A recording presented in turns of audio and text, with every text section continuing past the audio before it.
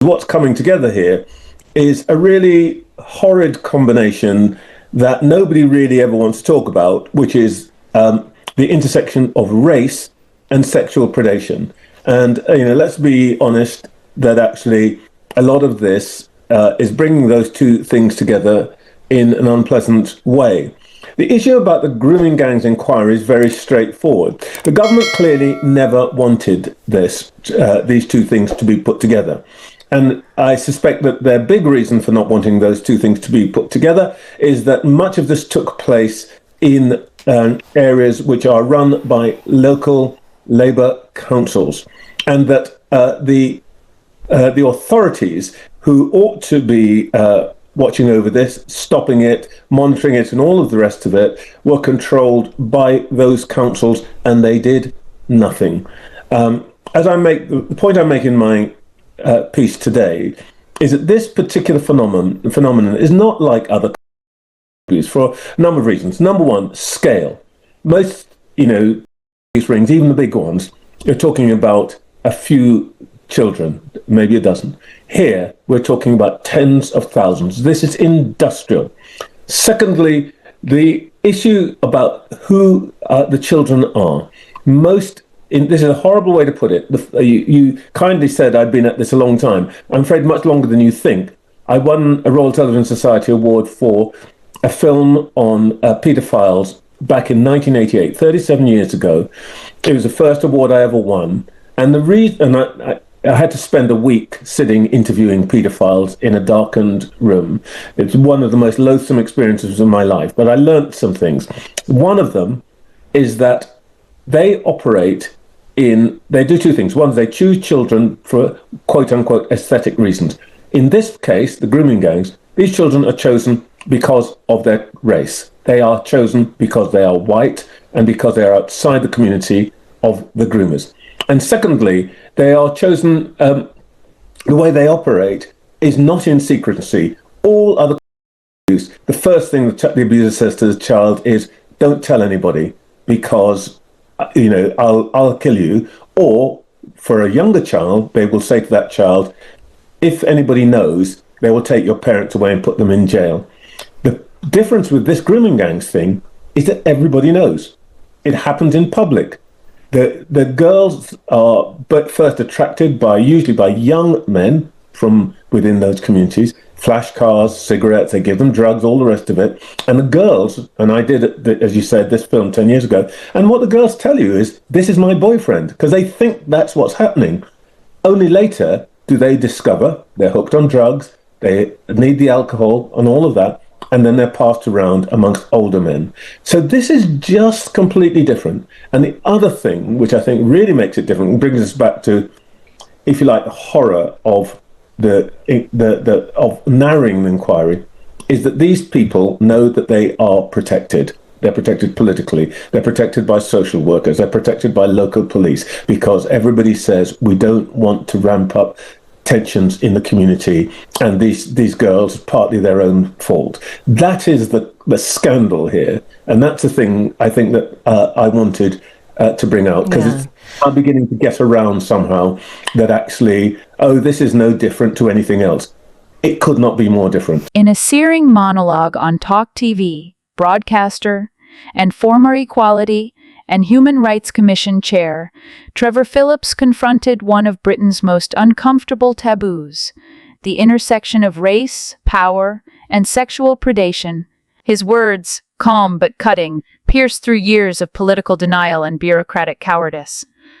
What he described was not just another instance of institutional failure, but a national scandal hiding in plain sight.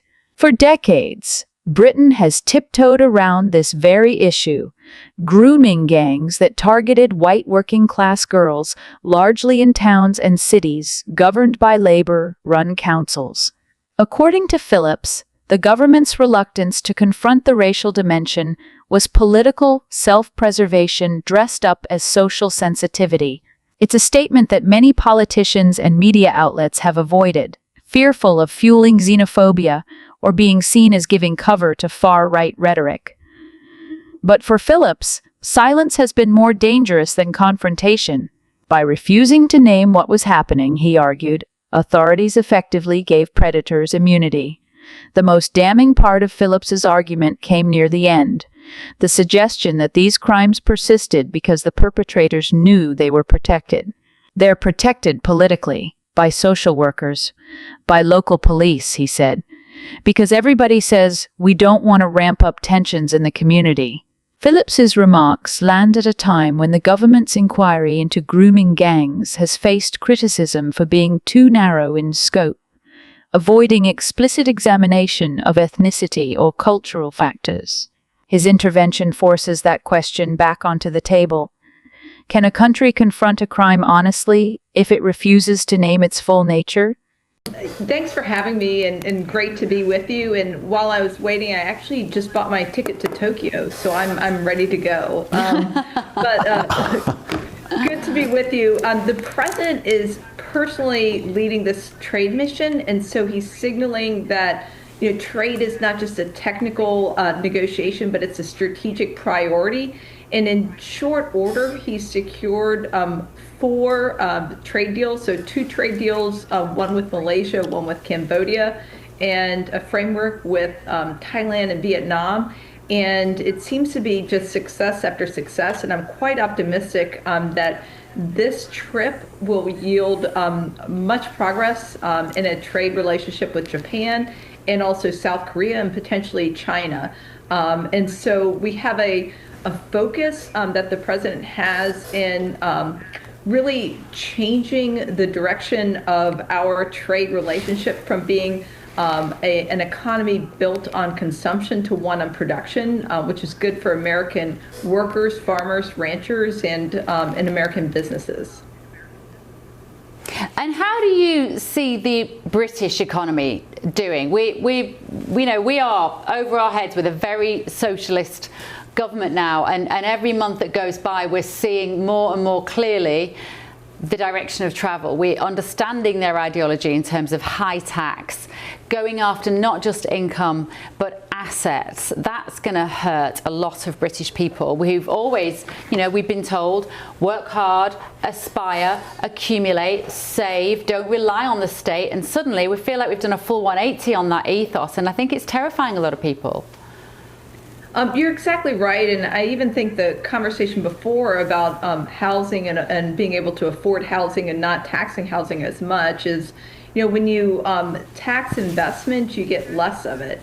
And so I think that's a very different approach that's happening in the United States that Trump is doing compared to what is happening overseas. And what you're seeing in the focus that this administration has, which is he's incorporating tariffs, so reciprocity, into these deals, in addition to including investment into our country. And so these trade deals include tariffs, foreign investment, as well as reducing non-tariff barriers, which really expands our export market, in addition to reshoring jobs and broadening the economic base. And when you take a different approach, which you all may be experiencing, which is taxing your domestic investment, you're really going to constrain that domestic investment, and it's really going to have difficulty with economic growth, in spite of what the recent headline is with attempts at trade relationships in Dubai and overseas. Okay, thank you, Jill. Really interesting. Jill Homan there, Deputy Director of Trade and Economic Policy.